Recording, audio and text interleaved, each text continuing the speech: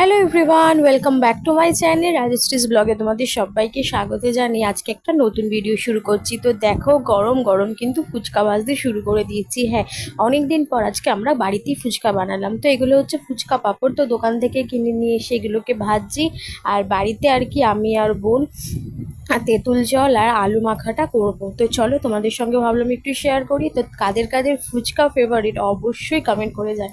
আর এদিকে দেখো, আলু আর কাঁচা লঙ্কা সেদ্ধও করে নিয়েছে। আর এখানে হচ্ছে ধনে জিরে শুকনো লঙ্কা আর কি তোমার হালকা রোস্ট মানে ভেজে শুকনো খোলায় তারপর ওটাকে গুঁড়ো করে নিয়েছে। আর এখানে এখন টক জল করার জন্য নিয়ে নিলাম হচ্ছে জল, আর দেবো হচ্ছে তেঁতুল দিয়ে ভালো করে জলটাকে তেঁতুলটাকে মানে গুলিয়ে নেব। আর ভেতরের যে আর কি বীজগুলো থাকবে সেগুলো ফেলে দেবো। তো এই যে ঘোরানো হয়ে গেছে, তারপরে স্বাদ মতো লবণ দিয়ে দিলাম। তো চলো তোমরা দেখতে থাকো। আর এই যে সেই মিক্স করা 3 রকমের ধনে জিরে আর শুকনো লঙ্কা যে গুঁড়ো করে রেখেছিলাম সেই মশলাটা দিয়ে দিলাম। তো চলো, আর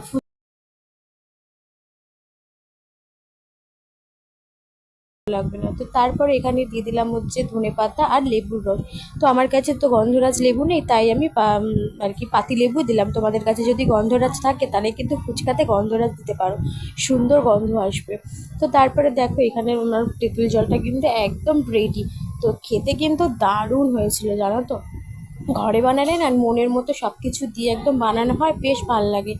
তারপরে তারপরে দেখো, সেদ্ধ আলুটাকে ভালো করে আমি ম্যাশ করে নেওয়ার পরে ওর মধ্যে কাঁচা লঙ্কা ধনেপাতা আর মটর সেদ্ধ দিয়ে লবণ দিয়ে ভালো করে আমি কিন্তু আবারও আলুটাকে মাখিয়ে নেব। তো চলো।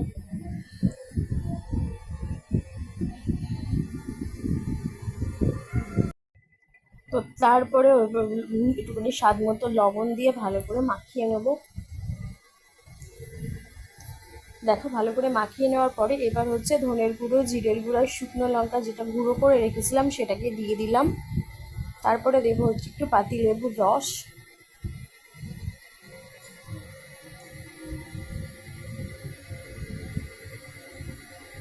আর তারপরে হচ্ছে যে জলটা করে রেখেছিলাম, তো সেই তেঁতুল গোলা জল থেকে অল্প একটু জলও দিয়ে দিচ্ছি ওর মধ্যে।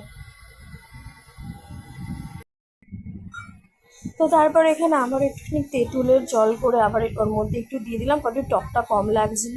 তো চলো, তো হয়ে গেল আমাদের ফুচকার আলু মাখা। তো কেমন হয়েছে দেখতে অবশ্যই কমেন্ট করে জানিও। তো চলো, আমরা সবাই মজা করে ফুচকা খেতে থাকি। তোমরা তাড়াতাড়ি ভিডিওটাতে লাইক করে দাও আর চ্যানেলটাকে প্লিজ সাবস্ক্রাইব করে দিয়ে আমার পাশে থাকো। আর কমেন্ট আর শেয়ার করতেও কিন্তু ভুলো না। তো চলো, আজকের মতো এই পর্যন্তই। আবার দেখা হচ্ছে নেক্সট ভিডিওতে। তো সবাইকে